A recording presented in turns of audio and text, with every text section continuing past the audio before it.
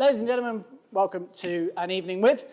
Tonight we have a woman who has taken, well, not just the internet by storm and social media by storm, but the entire biking world by storm. She has a very, very inspirational story, and I can't wait to talk to her about it tonight. Ladies and gentlemen, Vanessa Ruck. Is that the chance? Have a seat.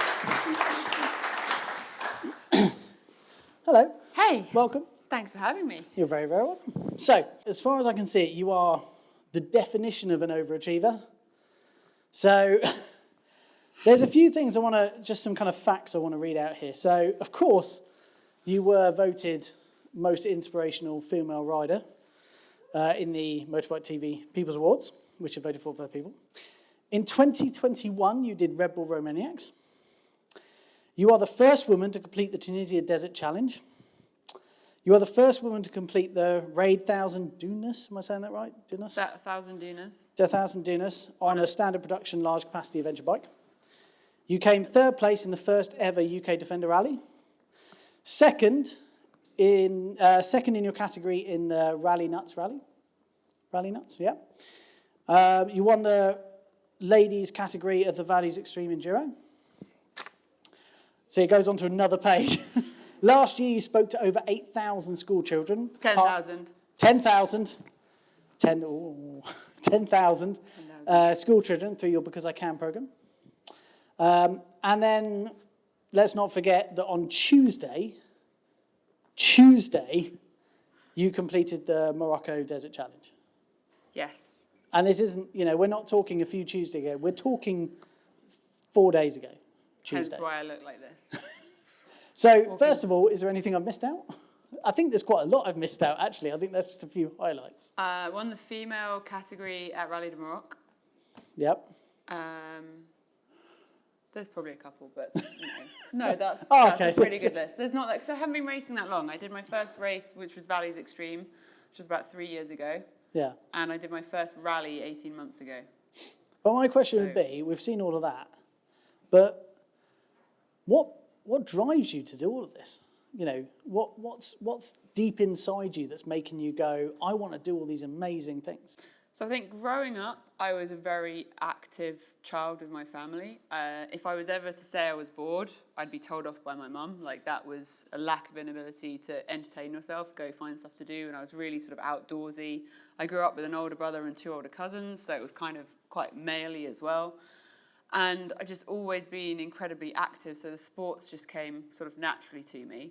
But I think the key thing is that once you've been bedbound for the periods of time that I had from the accident, you've got a way bigger realization of how incredibly lucky you are to not be in that bed. And so every day when I wake up, knowing that actually, you know what, I can go out and do stuff, and I can walk to the toilet on my own or put my own socks on, all that kind of stuff, you've just got a way better appreciation of the fact that today is the day I need to make the most of. Because literally, cycling home from work tomorrow, my world could change. And I think that gives me a lot of drive. I also think that the world can be quite a nasty place, particularly in the world of social media, which is a lot of the stuff that I do. I think that it can be very fake, very unrealistic. It's something that I say to all the school children, is that most people share a very small portion of their life, the shiny, the perfect, the glamorous, the wealthy, and you go online and look at it and you think, how miserable and rubbish your life looks. And all of these school children I'm so glad I didn't grow up with social media, in all honesty. So I think my accident took me to some really dark places. The mental health recovery was very brutal. And I learned a lot in those times about pulling yourself out of those holes, getting yourself moving forwards, trying to work with your mental health, your mindfulness, setting goals, all those kinds of things. And it crushed my world, but I've learned so much that I feel like it would be right if I didn't try and share that to help other people, because we all have challenges and battles, and a lot of people don't talk about them. But I feel as though me trying to share and talk about mine, if it helps somebody else, then it somehow makes what I went through feel worthwhile. So if I can use that pain to give hope or energy or tools that can help them with their battles, then it kind of gives me energy. And then you've got this sort of energy cycle where, like, me giving you energy because you're seeing what I'm doing and I'm living with chronic pain, and then you message me and say, like, you did this. I remember one day someone sent me a message being like, I saw what you were doing this morning. I can't remember what it was I was doing. It was probably something ridiculous, like normal. But I was been coping with pain, and he was just like, I saw what you were doing, and it gave me energy to get my bloody 4-year-old to nursery in clothes.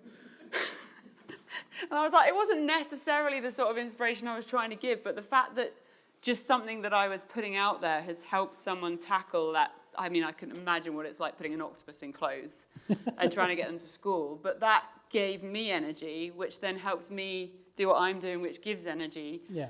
And I think that the biggest thing is the fact that I know what it's like being stuck in bed. And I know what it's like not being able to do those things. So I'm just determined to try and make the most of every day and be a better version of me and try and improve and grow and learn and share.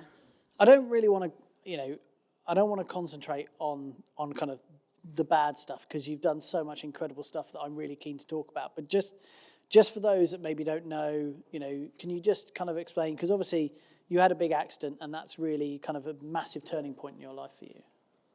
Yeah, totally normal Tuesday. Been in the office all day, and I got on my bicycle. This was 2014. I didn't have a motorcycle at the time. I wasn't an active motorcycle rider. I got on my bicycle and got about a mile down the road, car coming the other way, decided not to stop at their red light. I lost that fight. I went straight into the side of the car. Right shoulder took the full impact. I then landed onto my right hip. Life as I knew it changed. The horrible reality is that I wasn't a bleeding mess on the side of the road. You see some pretty graphic accidents and road traffic scenes, and I needed help up out of the road. I waited for the ambulance, but I got sent home that night with bruising. And over the following 7 years, I've since had a fully reconstructed right shoulder and right hip across 7 surgeries, 2 on the shoulder, 5 on the hip, and it kind of worked out to be 1 a year every year for 7 years. So I describe it as a roller coaster, and not one of the fun ones where you like, woo, one where it's like the highs and the lows, where you're bed bound and you're learning to walk again, you can't put your own socks on, and then you start to get a little bit more active, a bit more able, maybe get to a point where you could sit on a motorbike, and there'd be complications, things gone wrong, things missed, things failing. And I'd realised that I need more surgery. I'm 36 now, but I'm 29 years old. I shouldn't be this dependent on painkillers. Something's wrong. I know my body. And sure enough, back down, having more surgery. And I think that the physical recovery has been incredibly difficult. Like after the shoulder reconstruction, it took 6 weeks to do that movement. I mean, it's not really much of a movement either, is it? Really? But it wasn't a pleasurable recovery. Let's just say that. But the mental health recovery of it was far harder than the physical, despite 2 reconstructed body parts, and that's something I'm really honest about. People miss that a lot, don't they? I think because once the physical stuff is healed, they kind of go, "Oh, you're better then, great," and it's not quite as simple as that. Yeah, I think one of the hardest questions that I used to get, which I try and sort of relay to friends if they've got someone that's injured or something, is when people would say, "Oh, when's Vanessa coming back? When's my friend coming back?" And you're just like, I'm still here. And actually, I'm never going back. I'm never going to be who I used to be because I'm fundamentally changed. My body's never going to go back. And recovery isn't a recovery to what you were. It's a journey to a new version of yourself. And the weird reality is, I probably realized this about 4 years ago now, is that if I could go back in time to 2 minutes before the accident and stop it happening, I wouldn't change a thing. And it was quite a kind of gut-wrenching moment when I realized that, because there's things that prior to the accident I cared about and would fight about, I'd have arguments about, and it's given me a whole new perspective of what's important in life, what's worth fighting for and arguing with your husband about. I used to work stupid hours in an office for a little bit more money that, like, did I even need?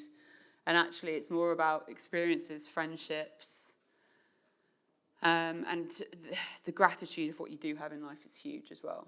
I mean, just the feeling of who's changed their bed sheets recently. Like, how good does that feel on your feet when you get in a fresh bed?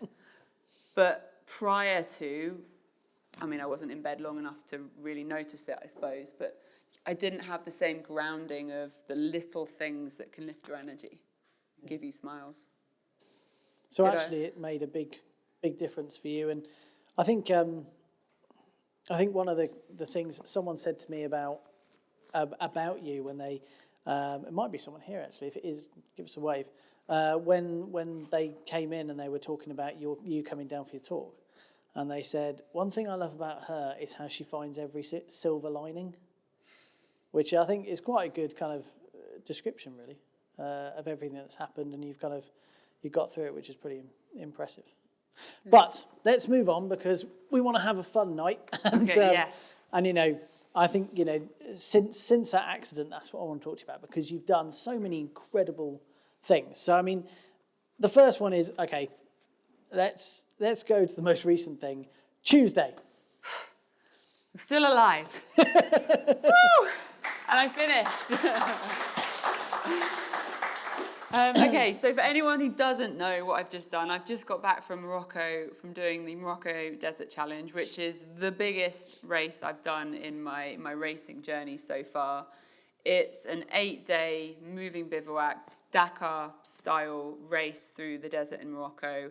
You're looking at between, depending on the days and the terrain, between 300 and 500 kilometers a day on a motorbike, following a piece of paper that twists and scrolls on your handlebars for cap headings and mileage and little symbols, and it's all in French. As for your navigation, you're putting your tent up every night when you come in, putting it down again in the morning and shoving it on the truck and going off into the desert. So 8 days doing that. It nearly killed me.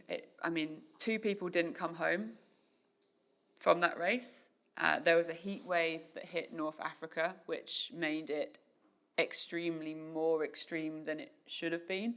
It's one of those races that's incredibly hard, but when you then have 52-degree temperatures in the dunes, it puts a whole next level on how hard it is.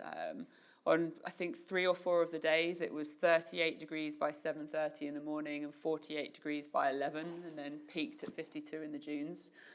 Photographers who were out there taking pictures and rescue vehicles were getting helicoptered out for the heat and hydration, and we're there in full kit racing through the desert on, my motorbike weighs 175 kilos. I'm 62 kilos. KTM 450, isn't it? Yeah, full rally replica. Big buddy, and he's like the dream bike. I'm so glad I went for it. He's just amazing. I was wondering if we'd fall out in the sand dunes, but we didn't. He only played dead elephant twice, and I managed to talk him out of being a dead elephant with these.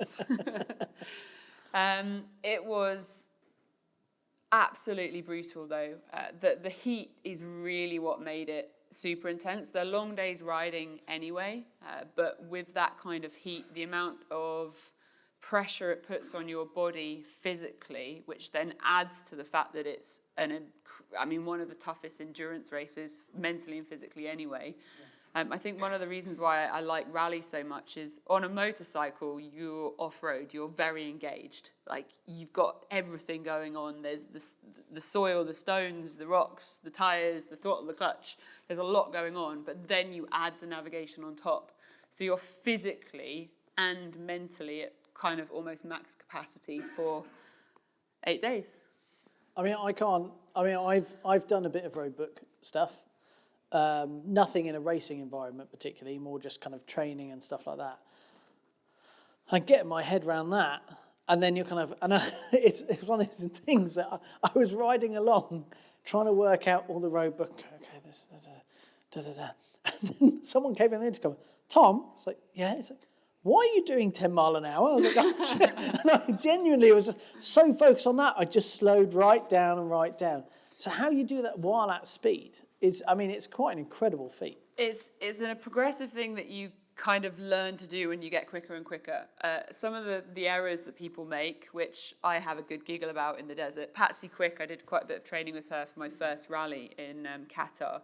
And the advice she gave me is every time you see somebody else, just laugh to yourself and say, another lost idiot in the desert, and ignore them. Because it's very easy to be distracted by other people who think they know where they're going. No one knows where they're going. And if you follow them, you then won't know where you are, and then you're going to be lost as well. So she always just said, just laugh and then don't let them distract you from yours. But a lot of people will ride faster than they can navigate.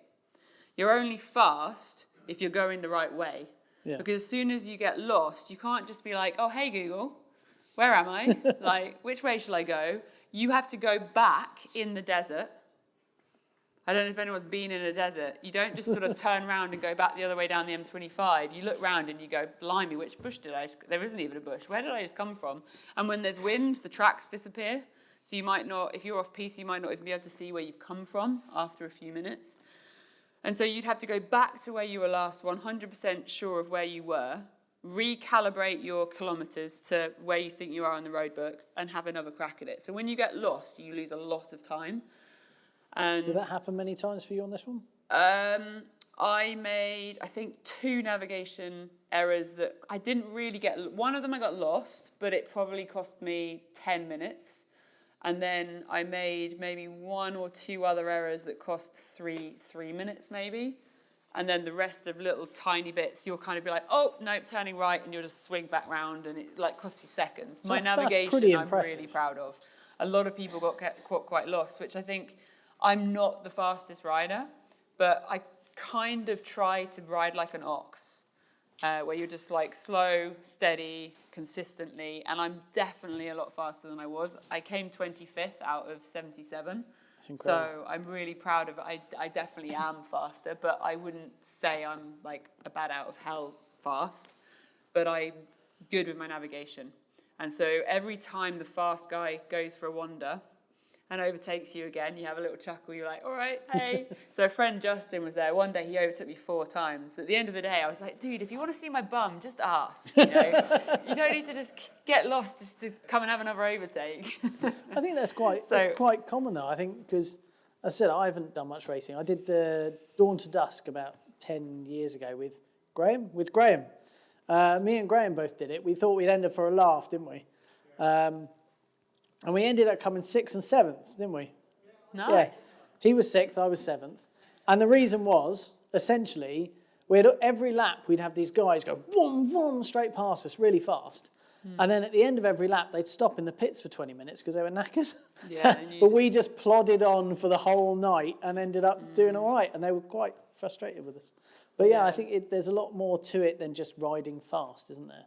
Definitely. It's a mental game as well. It's a stamina game. If you ride really fast off the line, I'm not very good for the first half an hour of any day. I find that I need to like warm into it a bit, and so I get overtaken by so many people at the beginning. Like most mornings, 5 or 6 people would go past me in the first half an hour, and psychologically it's quite hard. I get a lot of imposter syndrome, that I'm not good enough to be here and I'm not fast enough. And sure enough, I'll see them an hour, 4 hours later, where I've sort of built confidence, built speed, settled into the road book. Every road book you do is slightly different because it's written by a different human, and you've kind of got to get to know their style. And I just focus really hard on being good with my navigation and riding as fast as I can ride without overtaking my navigation. Because when you lose, as I said before, when you lose your nav, you lose so much time. And how do you get fast at doing navigation whilst riding is down to practice. And there's lots of little tricks where you almost sniff things out, which sounds very weird because you're not sniffing anything on a motorbike, but you kind of, you learn to interpret more of the terrain and how the road book was written that can then help you ride. It's quite difficult to explain right now without a road book and without terrain, but it's that thing of not just the fact you've got to read a road book. You know, it's not like you're reading a road book here where you could kind of go, okay, well, I need to take a left, and you're like, oh yeah, but there's a petrol station, so I need to take a left by the petrol station, and things like that. It's that thing of, well, you're trying to look for a slightly different shaped sand dune to the rest, you know. Well, and a lot of time you're using compass bearings. So actually, before I went to my first rally, I went into a field near my house with a compass with my husband, and I just had him shout compass bearings at me, so that when you're going on that would have looked really weird to anyone passing by. Yeah, we do some kinky stuff. I'm walking at 90, okay, and then he shouts a 180 or a 63 or whatever, and getting to a point where your natural instincts know which way you're turning with a cap heading can make just those split-second faster decisions as you're riding along. So when you're riding in a desert, that's essentially what you're doing then, is it? You're not, because there's very few landmarks, you're essentially going off kind of, right, well, I go this far in this direction, then I turn and go on a different compass bearing? Depending on the event, there are a lot of tracks as well. So you'll be following something that resembles a tracks or a load of tracks, or where a goat once, or camel once walked or something. But you do get a lot of cap headings, which is off-piste stuff. So for example, 1,000 Dunas that I did on the Tiger 900 Rally Pro, I would say that was probably 50 to 60% off-piste. It was incredibly difficult navigation, and it was a day that was designed so that people wouldn't finish it. It was like, how far could you get before the sun went down kind of energy, and then you had to somehow find a road and get to the bivouac. Whereas Tunisia was probably a much higher portion of tracks. But you say that sounds a lot easier, but let's just say you're in this barren area of like loads of grass, not grass, I'm in England, I'm dreaming, loads of sand, and you're following a track, and it's like a fork, and it's like, take the middle fork, then you take the left fork, then you take the fifth fork, and then you take the third fork, and you've just done like a fork left, a fork right, and then you suddenly realize there's not a tree at this fork, but there's a tree. So you've gone wrong. You're at the wrong fork, right? How do you then go back? How many forks like back which do you fork, go? fork, right angles. It sounds quite simple, where you're like, right, at 5K, turn left. At 5.23K, take the third junction. But actually, the biggest tip I have for anyone trying roadbook is forget you're an adult and look at it like a child. Don't overcomplicate it. Don't try and overanalyze it. Literally take it black and white, this number of kilometers, that picture, that cap, and look for it. Because it's mad how easy you can make the terrain match your roadbook. You're like, that's, and then you're lost. Ride like a child. But the Tunisia Desert Challenge. Yeah. That was the one you they had to get a rescue helicopter in, didn't they? I did, yeah. So at the awards thing this week at Morocco, Gert, the organizer, is the same organizer for the Tunisia Desert Challenge and the Morocco Desert Challenge. And so there was an Israeli girl who's absolutely incredible. She's been riding since she was a teeny tot. She came 11th, absolutely inspirational female. And so she went up and got her prize, and he was like, right, the next girl, I've got a particular spot for her in my heart. So she came and did Tunisia last year, and she tested out every single bit of our rally service. She used the helicopter, the sweeper trucks. She got rescued, and this year she's completed every single stage. And I got this massive cheer, but I thought it was quite funny how he had to just remind me of the fact that I tested. I was testing the rally was safe. Of course, you've got to, So you're essentially doing a health and safety check on the rally, which is always responsible. Okay, so what happened? Day 3, which is described as the hardest day riding in the life of multiple guys who have done Dakar. One guy's done Dakar 10 times. He said day 3 in Tunisia was the hardest day riding he's ever done in his life. 32 vehicles had to be rescued that day, including 16 motorbikes. And I was the furthest of those 16 motorbikes. I'm just going to put that out there. I'm going to claim that. And it was 85 kilometres total of dunes that day, and we were in about 46, 48 degrees temperature, so it was really hot. I was about 6K from the end of the dunes, and I reached my absolute max. I am done. I cannot even begin to pick my bike up even one more time for the 5th time of the day. So the 5th time I'm gone, I'm out, I'm done, I can't do this. I'm crying, I'm sweating. My heart rate, I think at one point in the day for 3 hours, I couldn't get my heart rate to go below 150 for 3-hour period. Like I was in such a high amount of stress. My peak was 186. Wow. And I was just sat on the ground. My bike was upside down, having a nap on the side of this dune. I was like, I'm done, I'm out. And I just sat there crying. And at this point, I knew that there weren't going to be many more competitors coming through the day. I think it was about 4:30 in the afternoon. So I knew I needed to try and listen for something coming to get some water, because I wasn't going to have enough water to survive the night. And all of the cars, the trucks and buggies, it's compulsory that they carry extra water for motorbikes and food so they can throw it out the window at us, because we're so vulnerable, we can't carry extra. Anyway, I hear an engine. And so I clamber up to the top of the dune next to me, which was pretty emotional. And I just stand there, and you have to do the whole, I need you to come here wave.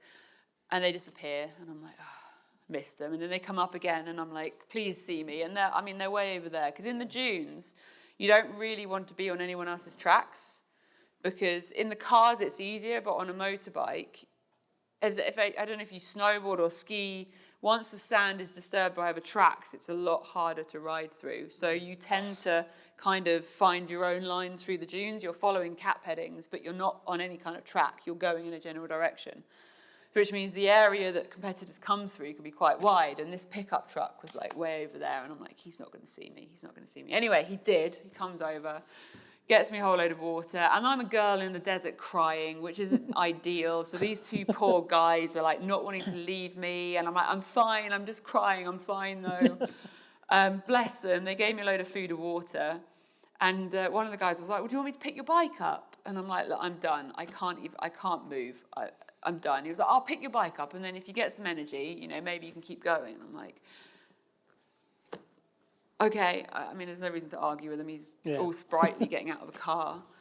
So he goes over, realises it's really hard to pick up a bike in sand. His mate has to go over, and they both pick up the bike. And they're like, bloody hell, that's really hard. And I'm like, yep. I'm just like on the floor like this, just crying in a mess, going, yeah. It actually made me feel a little bit better about my life at that point, because there's like two guys that have been sat in a car are struggling to pick my bike up. I've been doing that on my own about 40 times already today. The sand in Tunisia is like nowhere else in the world. It is so fine. It is disgusting. If you can ride sand in Tunisia, the word is that you can ride sand anywhere in the world. If you can ride in Morocco, it doesn't mean anything. Yeah. Fesh stuff. Yeah. Like talcum fresher powder than kind of stuff, isn't it? Oh, it's horrible. Anyway, so the next thing, this guy's like, oh, do you want me to move your bike so it's at a better position? I'll take it to the top of the dune for you. And I'm just like, oh, don't worry, it's fine. I'm done. And he was like, no, I ride bikes. I'll get it to the top for you. And I'm like, oh, he's a rider. Cool, go on then. Yeah, sure enough. And gets even more stuck and goes, bloody heck, how do you do that? And I'm like, oh God, just go, just leave me. And so anyway, he ends up leaving it at the bottom of the dune, oh, it's always which is the worst place for it to be, but it is upright at least. They then get in their car and stall it.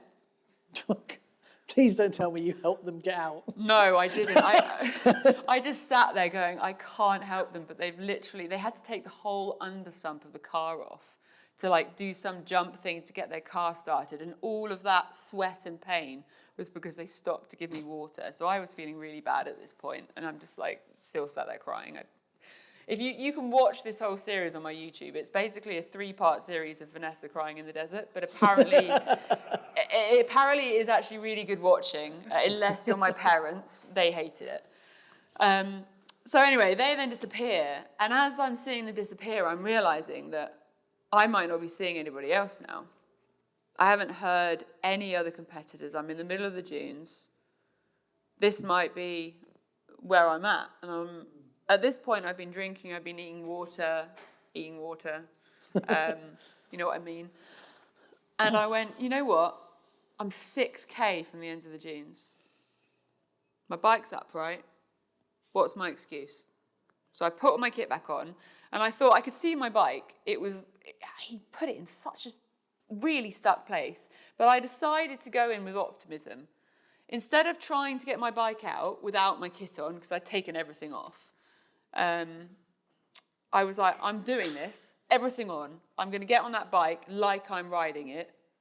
Because if I then did get out, I'm ready to go. And anyway, I got it out and I carried on going. And it was like this mission to try and stay upright.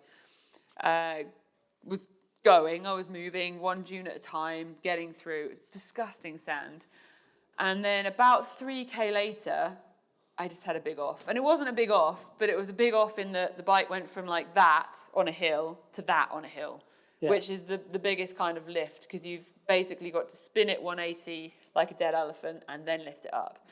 And I was like, I'm 3K from the end. I can do this, Vanessa.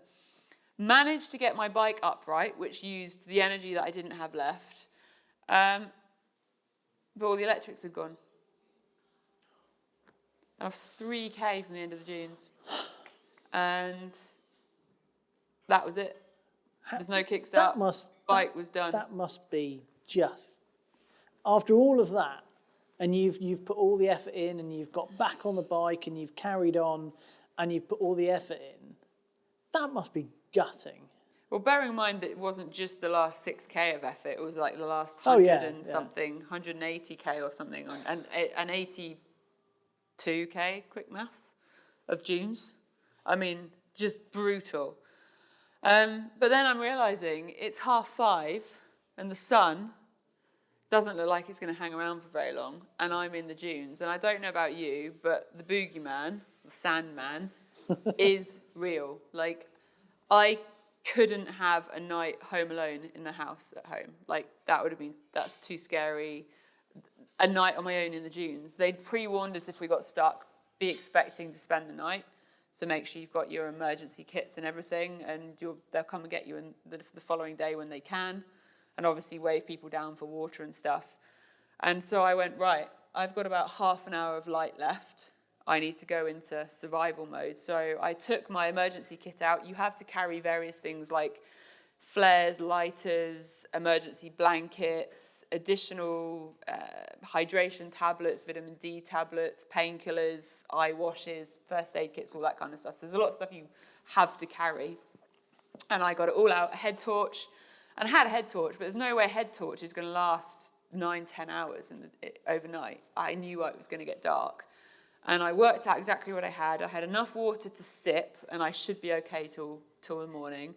And I had 2 protein bars, so I figured I could have one at about 9 o'clock and then have another one at maybe 3 or 4 a.m. Bearing in mind I've been racing for 11 and a half hours. It's not a lot at of this food, point. is it? It's not a lot of food at all. But I wasn't going to die. Yeah. And then it was like, right, I need to make a fire. So my bike has the emergency equipment on it, so it's bleeping every like 2 minutes. Where did you get wood from? Well, yeah, I then I had to use a lot of energy. So I took all my clothes off to start with. Not totally. I kept some on. But I was soaking wet from sweat. And if I went into the night in the desert, it goes from hot to cold very quickly at that time of year.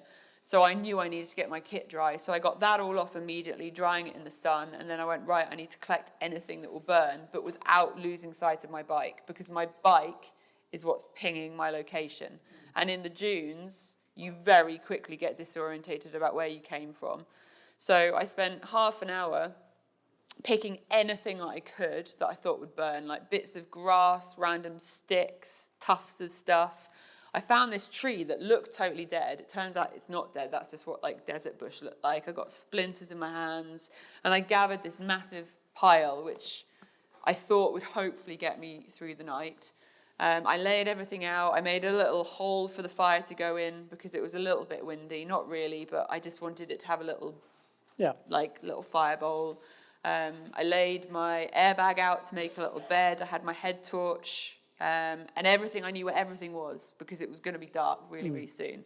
And with a couple of minutes left of light, it was like, right, let's get this fire lit, which you'd think would be really easy in a dry desert. Everything would just light. Well, yeah. I had a moment of, oh my goodness, I can't get this fire lit. Obviously, there was petrol on my bike, so that was my last resort. But I got it lit.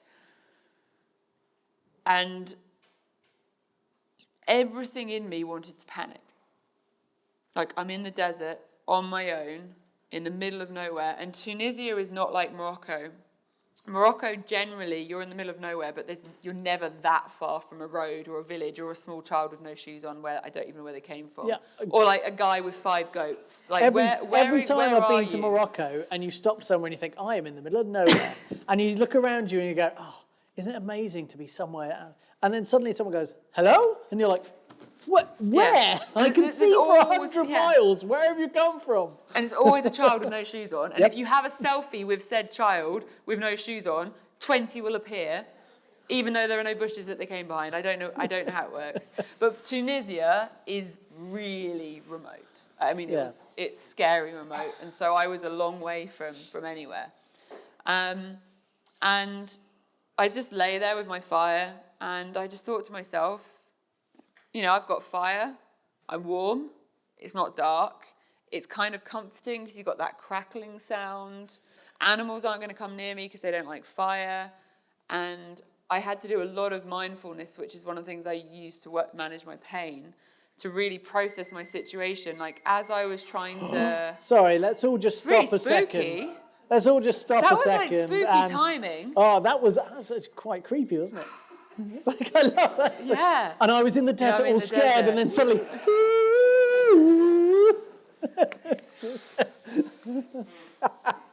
So every part of me wants to start panicking, but by processing on like the mindfulness of what is your actual situation, I was able to keep calm, and I was really proud of that, because actually I was okay. The organisers knew where I was. They were going to come and get me. I had food, water, I had fire, I wasn't going to get cold, the animals weren't going to come and get me. You don't want to see the creepy crawlies that were all around me spoiler alert, I got rescued. Once I did get rescued and they had this big floodlight, 7.5 hours later I got rescued. Yeah. But there are some monsters in the desert, and if you watch the YouTube video, you'll see what was like there once the lights were on. Oh, don't tell me that. Oh. Anyway, so I got rescued at 7.5 hours later, and I survived. When the sweeper truck came, they were like, are you kidding? You lit a fire? And I'm like, yeah. Why else would it be compulsory to carry a lighter? And they're like, I don't know, but we've never seen anyone light a fire before. It's genius. Okay. And he was like, well, we're going to tell race control that you were like a damsel in distress female having a breakdown in the desert, because we prioritized coming to you because we knew you were like a girl on your own in the desert. But you're like the most happy person we've ever come and rescued. You're like, you've got a camp. I'm like, okay. Do you find that you get, when you do these rallies and things, you get treated differently because you're female? Does that factor into it? Not in a bad way, not in a good way. Okay. I think you get different kinds of people who, like, if I fall off, you'll definitely get people who be like, oh my God, the girl fell off. Quick, we've got to help her and pick her bike up. And it's actually like, you know what, I'm all right. I'm here, I can pick my own bike up, I'm fine. Like, girls fall off too. I think the biggest thing in these events is the amount of respect you get for being a girl, because I am not as big, I am not as strong. Yeah. And I'm on the same size bike, doing the same distance, doing the same route, carrying the same amount of weight, same amount of water on a smaller frame to the average guy. Yeah. And so you just get a lot of respect from that, which is pretty cool. And you do get the odd benefit, like, you know, Prioritise coming to rescue me. That was kind of cool. But it's one of those. But I was the furthest one too, so. It is very kind of. You can compete completely. There's no kind of, all right, we've got a women's course, or, you know, or women's have a different type of bike or things like that. It's completely on equal terms, isn't it? Absolutely. Which, there is not a single difference. Must be fantastic when you sit there and do all these achievements. It's rewarding, and I just hope me doing it makes other women see that it's possible.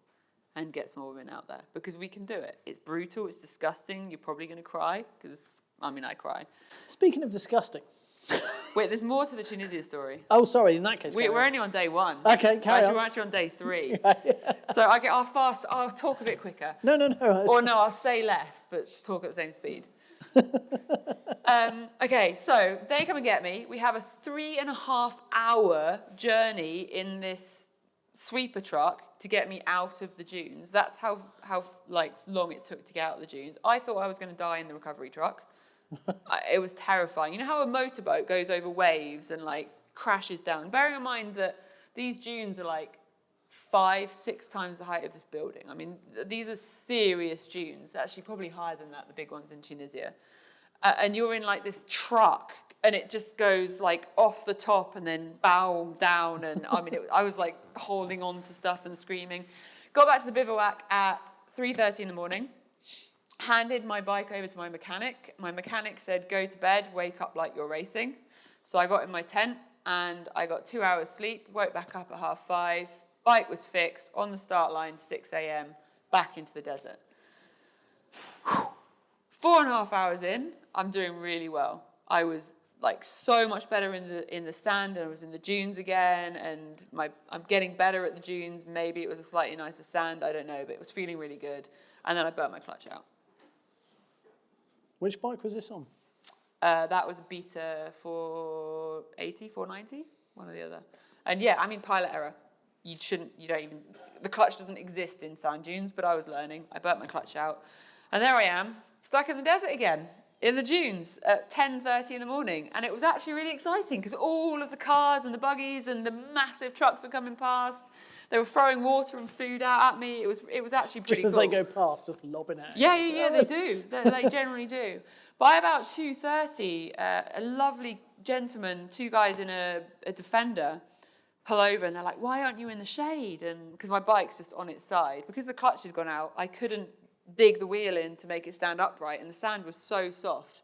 No matter how much I dug and tried, I couldn't get my bike to stand upright, which would give me like a slither of shade, right? So I just had my emergency blanket, which is like sitting under tinfoil in the wind. My ears didn't enjoy it, but at least I was out of the sun a little bit. So they gave me a piece of wood. Obviously, they had a piece of wood in their Defender. Of course. Handy people. And so got the bike upright. And then I was able to lie under that. So I got shade from about 2:30. So bearing in mind, I was there from 10:30. So I've already been in the 46 degrees heat for several hours. Yeah. I'm drinking. I've got food. It's pretty cool. I know the organisers know I'm there. They're going to come and get me at some point. And then there's no more competitors coming through.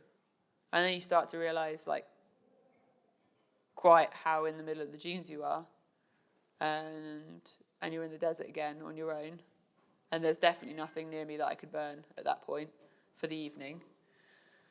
And then I started to not feel well.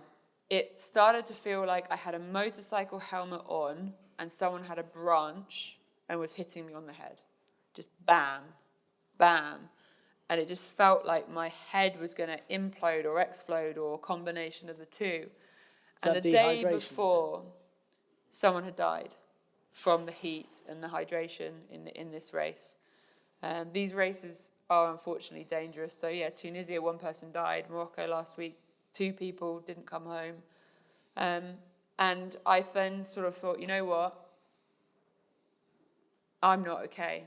No amount of my mindfulness analysing the situation calmed me down. I had 4 of the biggest panic attacks, probably the only full-on panic attacks I've ever had in my life, like full panic attacks where trying to assess it, it's like, actually, you know what? I'm not okay. I feel like I'm going to die. My body feels like it's shutting down. I'm hot. My head hurts. Someone died. I need help. And so I was like, right. And worth mentioning at this point, a sandstorm's hit, so I could barely breathe. I was in my snood in the fetal position. Ooh, that went loud. In the fetal position next to my bike, trying to breathe and make a pocket of air, picking the shade of the bike over trying to be somewhere less windy in the dunes because the shade's more important than the wind.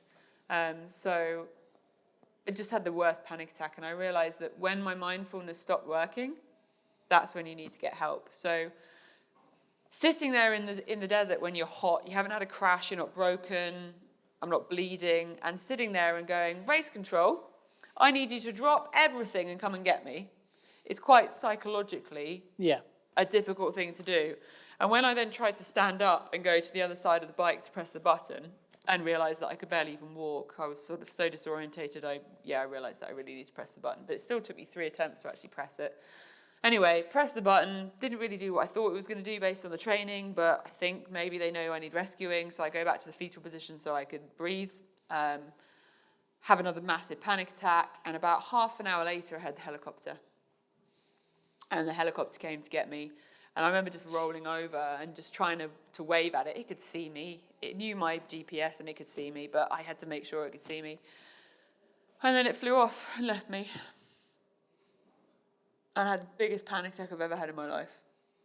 And I was trying to work out if, like, maybe they could see that I was fine. You know, maybe I'm fine. I'm just in the desert. Maybe I don't need rescuing. So you think maybe I shouldn't have waved because now they think I'm okay? Yeah.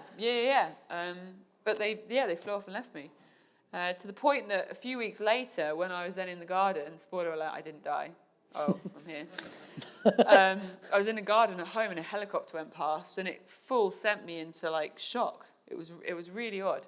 Anyway, I'm then back in the fetal position, having another panic attack and, you know, just trying to breathe. And I suddenly hear a voice and a hand on my back. Scared the life out of me. Not literally, spoiler alert, I'm alive. But it turns out you can't just land a helicopter in the desert. They had to land like 500 meters away. So this poor medic had to like drag, lift, carry, drag, pull me across the dunes to this helicopter. It gets me in there. I proceeded to like test out the sick bags in the helicopter, you know, had to test all the elements of this rally, right? And they got me back to the bivouac. And I remember lying on the bed in the bivouac, which is just like a metal shack bed, right? Tent bivvy thing, with 4 doctors around me panicking. And by this point, you should be reassured that you've been rescued. But when you have 4 doctors panicking about the state that you're in, you realise that it's pretty scary. And I got in quite a lot of trouble for not hitting the button sooner. And I was very close to the edge. That night, I was, not in a good way. I had like 3 drips and painkillers and all that kind of stuff. The following day, they wouldn't let me race, and my bike was still having a little party in the dunes anyway. Once the bike then came back that following lunchtime, got fixed, got repaired, and I was set to go back out into the desert the next day. And went to sleep, woke up in the middle of the night having the massive night terror of being stuck in the desert again. And I realised that was it, I'm done. You know, I've been the first female to enter. I've bitten off more than I can chew. I can't finish this race. Like, I mentally cannot process being stuck in the desert again. It's not my race. I'm not good enough for this. Took me a while to get back to sleep because, you know, when you wake up and your like heart race is going and all that adrenaline. Went back to sleep. Woke up in the morning. Where's my bike? Back on the start line, and I went back out into the desert and I finished the race. How? Another like Seriously, 4 days. I don't. That is for me the real kind of feat that for me. I mean, when I give up on something, I just give up on it. I'm done. I was like, you know what? I tried. I gave up. You know, to be able to do that and kind of go, I've been through all this. I'm having night terrors. You know, you've already made the decision, essentially, that you're not going to carry on. And then you go, all right, then why not? I just don't get it. I'd chosen to be there. I'd put my money down. I'd signed up for that race. I knew it was going to be hard. And if you actually analyse the situation, if I got stuck in the desert again, I'd deal with it. Yeah. Dealt with it twice. Do it. I deal with it again and deal with the mental consequences later. I didn't want to quit. And I think the only way that we grow is outside our comfort zone.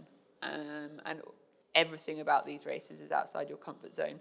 But I think on finishing that race, I had a pretty powerful realization in that for the first time since my accident, I realized that the hardest thing I've ever done in my life was now in my control. Yeah. And I'd chosen to do it. And actually that was really empowering that it wasn't some woman who jumped a red light that had done that. Yeah. And just don't like quitting. Not competitive at all. Basically, you're stubborn, is what you're saying. My mum would probably say I'm stubborn. And my husband. So, yeah, I mean, I was going to ask you about how it feels to finish a rally. But there's a couple of things there. One, I think they probably feel quite different, each one. It's you don't know how you feel. Yeah. I remember on the finish line a few days ago, you kind of want to scream, but you want to cry, but you want to scream and cry, and it's such a mixture of emotion because you feel absolutely broken. You're relieved. There was a day last week, I can't remember if I've said this already, I'm a little bit tired, but there was a day last week, day 5, where I was genuinely riding for my life. Did I say this? No? No, it must have been here, because I feel like I was in this room. Maybe I was still at the bar earlier. Where I was riding for my life, it was so hot that I knew that if I had any incident, if I had to stop, if I had a crash, if I had an off, that was the end. Because there's no way help would get to me before that temperature took me. Yeah. The guy that died of the heat, he was found lying down next to his motorbike. He'd parked it. It was on its side stand. He hadn't had a crash. He'd taken his gloves off and just had a lie down next to his bike, probably just to have a break. And in that heat, a moment of sleep, you lose your ability to be aware of whether your body is slipping, and you go so quickly. And I just knew that if I had any incident, it was going to be the end. And that was terrifying. And I remember at one point riding along, in my head, trying to work out what I was going to record on my phone for my family to find. And I was trying to word what I'd say. I mean, it was... Day 5 was not a nice day. Yeah. And when I came in at the end of that day, I mean, I was a mess. Crying mess. There'll be a YouTube video, more Vanessa crying in the desert. I said to someone's going to die by the end of the week. And half an hour later, we got the news. Were you going to keep doing them? Yeah. Yeah. I mean, I think that's the interesting thing. It's that thing of... Oh, I'd quit motorbikes multiple times last week. It's the worst thing you've done, and you hated it, and it was awful, and then you go, you can do it again. Yeah. It's... Well, maybe it's like alcohol. At the time, it's amazing. Then afterwards, you get this awful hangover and you feel rubbish. But then the next day, you're like, shall I have some more? Why not? I don't drink much, but maybe it's like that. No, I don't know. I don't know. I think it's the satisfaction and the achievement. It's like a drug on the high you get of making it to the end. And there are moments in the rally. I've talked about all the low moments, but there are many moments where you're racing where... Goodness me, you feel so alive. I mean, you're not in bed, stuck looking at a ceiling that you've seen before. You're out there on a motorcycle. I remember a point in the dunes last week where I just stopped for a moment on top of this dune and whipped my phone out and took a picture. And in every direction, as far as the eye could see, was dunes. Yeah. Couldn't see a soul, couldn't hear a thing. It was just me and the dunes. There were no tracks in front of me. And it's terrifying. But invigorating and amazing and addictive, and it's just like this high that you just don't get in England in the same way. I don't know. It doesn't really make sense. So I mean, it does make sense. I think it does, and I think I think everyone can experience that in different ways depending on their kind of what works for them. And some people don't need to do huge rallies and things to get that kind of feeling. Some people can get that feeling from having a nice walk with their dogs, for example, But then, other people need to push it and push it and push it to get those emotional highs, I think, in a way. But so the question I have, of course, and I think, you've probably been asked it a million times. DACA? So this is a mixed emotion for me. Yeah.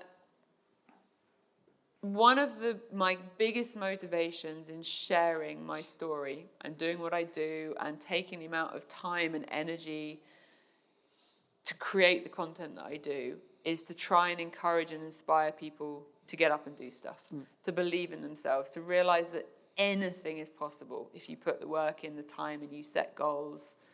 Anything is possible, but the DACA. 99% of the population could never turn around and be like, you know what, I'm going to go do the DACA. Yeah. You need stupid amount of money. it's massively oversubscribed, and it's not aspirational, is that the right word? Yeah. To the average human. Yeah. And it's also like 500-600 kilometers a day of road. I do it because I enjoy it, not because I want no skin on my bum. Like, that many hours of road before you've even done the off-road special test, which could be 450, 500k. So you're looking at anywhere between 8 and 1100 kilometers a day.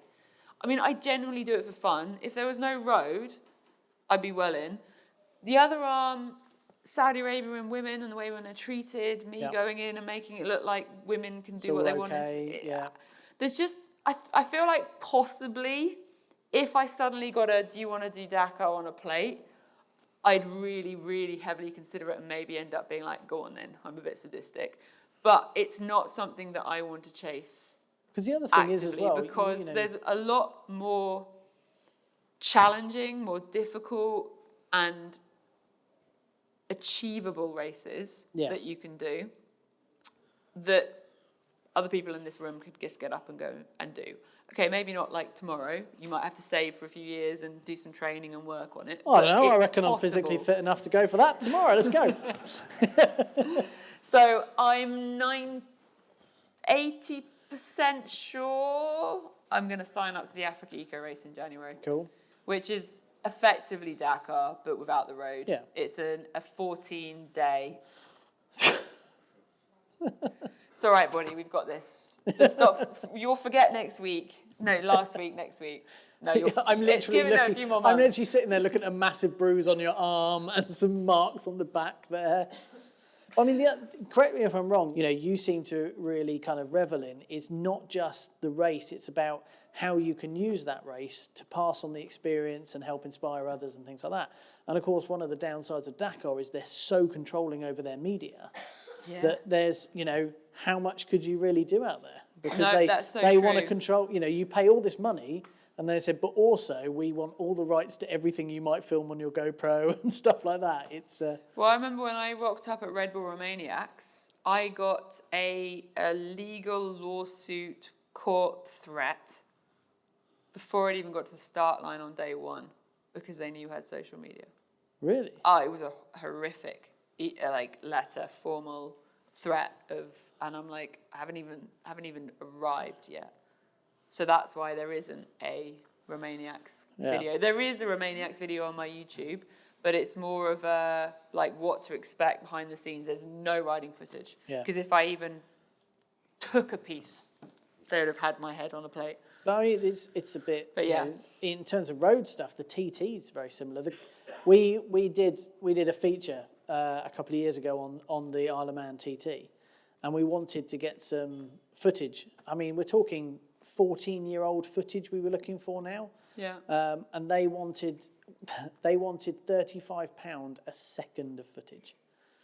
And we were like, we want to use about 3-4 minutes, and they were like, okay, here's your bill. I was like, okay, we won't use it. It was huge, and that's because there's big money in it. It's crazy. I mean, I know the other challenge with Dakar is I don't think the Dakar is what we think it is anymore. No. The heritage of it has changed. And I just think there are some really cool different races. It's not the Paris-Dakar anymore, is it? It's the Dakar, and it's become very commercial. Saudi and I don't know. There's other cooler stuff, and I've just got hooked on 4 wheels too. Yeah, I was going to move on to that. I mean, I am very conscious of time, but at the same time, Dan's nodding at me going, yeah. But, I don't care. I don't care. I'm having fun.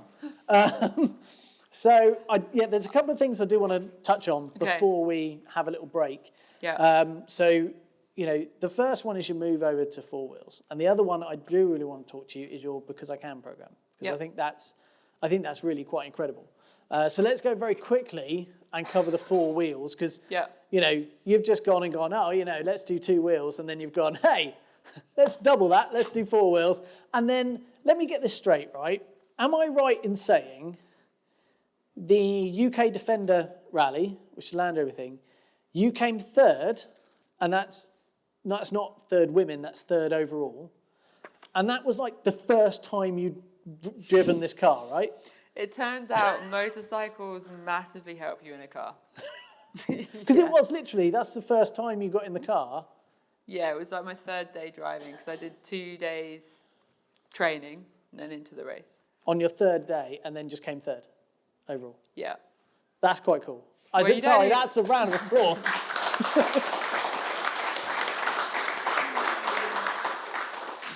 Yeah, there's a lot that transfers from a motorcycle to a car. The really obvious one is on a motorcycle, that rock, that rut, that hole is your life. You hit something wrong, you're a vulnerable little duck on a bike, right? And so you read the terrain incredibly well, and you're naturally sucking up everything you can in the terrain to pick the right line. And in a car, okay, you've got 4 wheels, but I've actually had to downgrade what I'm looking for, because I'd be in the car bracing for this rock and the car would be like, what rock? Like it would probably come up this step without even feeling it, whereas on the motorbike it would kick you off. And these are the big rally prep Defenders, right? Yeah, so it's the new Defender 90 body shell, and Bowler have taken it, stripped it back, so it's a full off the production line from Land Rover Defender. They then strip it back and they pretty much do safety, suspension, and structural stuff. So full roll cage, cross struts, improved suspension. The roll cage, I said that already, didn't I? Because they used to do it on the old Fire Defender as extinguisher well, systems, didn't they? yeah, the Wildcats. Yeah, the So Wildcats. the reason this whole thing started, so I was in the bivouac in Morocco. Yep. And it was Rally de Morocco, so this was the second rally I ever did, which was 17 months ago. And I randomly bump into this guy in the bivouac called Dave Marsh, and we're chatting away. He's down there supporting some privateers, having a really great chat, and a Bowler Wildcat goes past. Goodbye, Vanessa. I'm like, ah! I literally had Bowler Wildcats, which is the old style Defender, style Defender, into a rally car. I mean, they used to, talking about 15 years ago, they win the DACA every year, like full Just for people performance. watching on YouTube, she's not random. Her awesome car is all parked out there. Car, just 4x4 Defender. It's a tank. If you mess with me, I'll just run you over. Very cool. It is. I have noticed my dad sitting looking at it drooling. So it's like his dream car. So. And me. So when I was like 14 teenager, I literally had Bowler Wildcat posters in my room. Like it was just a wall of Bowler Wildcats. So I'm then in the bivouac trying to be all polite, speaking to this guy, and I'm just like gone Wildcat, all excited, start squealing, and turns out he's the big dog head guy at Bowler. I had no idea at the time, but we kind of swapped details, and it appeared later that he was actually someone connected to Bowler. So I was like, oh my God, it's so embarrassing. It was like a 2-year-old at Christmas. Anyway, just before Christmas, he just called me up and he was just like, how are you doing? Do you fancy doing a UK rally series round in one of our Bowlers? And I'm just like, what? Pinch me. As you fell over running there already, it's like, not for weeks, calm down. Yeah, I'm on my way. And then it turned out that, I guess, our energies and stuff matched, and it's very, to a motorcycle audience, it's definitely a car and it's different, but it's adventure, it's engines, it's outdoors. It's so still there's huge similarities. And so they ended up saying, do you want to do the whole UK rally series? And I obviously bit their hand off and said yes. And then gave it back and said, sorry, please I still drive. So my next round is up in Scotland in June. So you're now officially 2 and 4 wheels? Yes, and I've done a rally in a sidecar. So I've done 2 wheels, 3 wheels and 3 wheels and 4 wheels. Okay, so now we need to figure out a 5-wheeled vehicle for you. I was thinking maybe 6 would probably be a more even transition. You know what I think you should do next? Snowmobile. Some snowmobile stuff. I can Timber sled. Have you seen those? With the caterpillar track on the back? Yeah. They look pretty cool. Do it. Yeah, we'll see. Okay. Because I can. Yeah. So 10,000 school pupils you've gone and done talks to. Last year. So I've done year, 3,000 this year already. I spoke to 440 today. So this is the program that you put together and took out to schools, yeah? Yeah, so I think coming off the back of lockdown and COVID, I was reading a lot of stuff in the papers about how you know, these kids are like the lost generation and their lives are ruined and everything's over. And you're like, no, they're not. And even if it was, why would you tell them?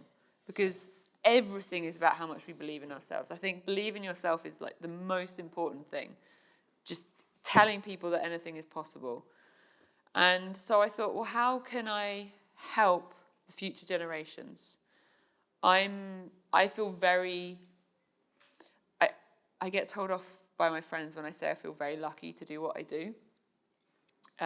You make luck. I work incredibly hard to do what I do, and most of my friends actually will openly say they would never want to do what I do because of how much I work. But I feel very lucky to be able to do what I do in the life I have, and I was like, how can I give back? And I thought, well, why don't I see if I can speak to school children?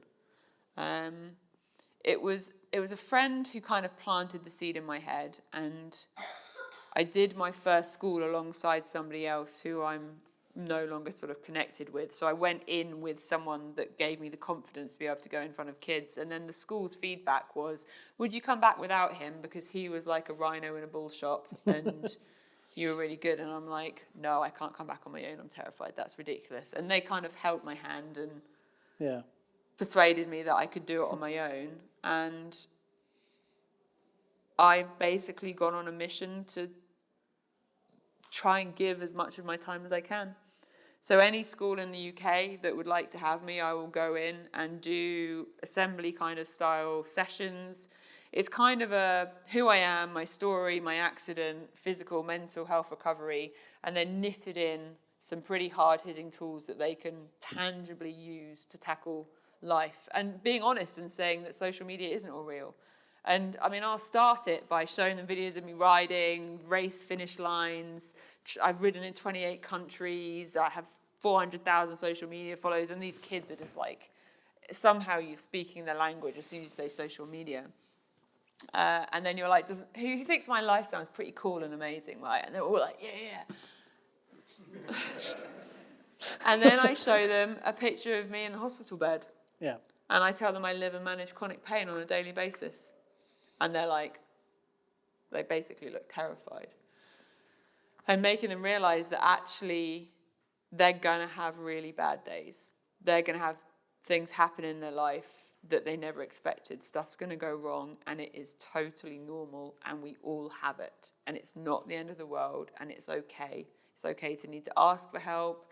I talk about the importance of goal setting, the importance of gratitude and appreciation, being more aware of your mindset, tools for coping with stress and fear and anxiety, and basically just go through some things that can knit really comfortably into my story. So while their guards are down listening to this like biker chick, you can give them some really tangible stuff that they can go away with in life. And like the school I went to today, I went to them last year and they asked me to go back, which to me is the ultimate sign of it went down well with the kids when they want you back.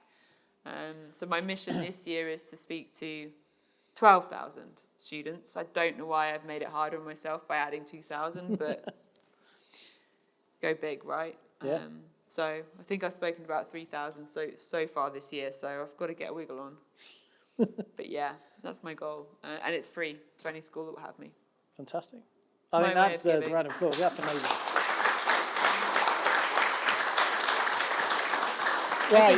I should probably say one thing. One of the ways that I can give my time free to schools is by doing corporate speaking things. So if anyone works in a company that might like keynote speaker or motivational, inspirational speaker, all that kind of stuff, I can do that too. Yep. Self-plug. That's why you're here. You're brilliant. It helps me be able to give so much time to schools because it's not just my time, it's the fuel, it's the hotels, the food, etc. on the road. And I don't mind that, but I still have bills. Yeah. Right, before Dan has some sort of hernia, I think we're going to... Might have been game over for you, mate. I'd have carried on. But every man for himself on this trip. I understand, yeah.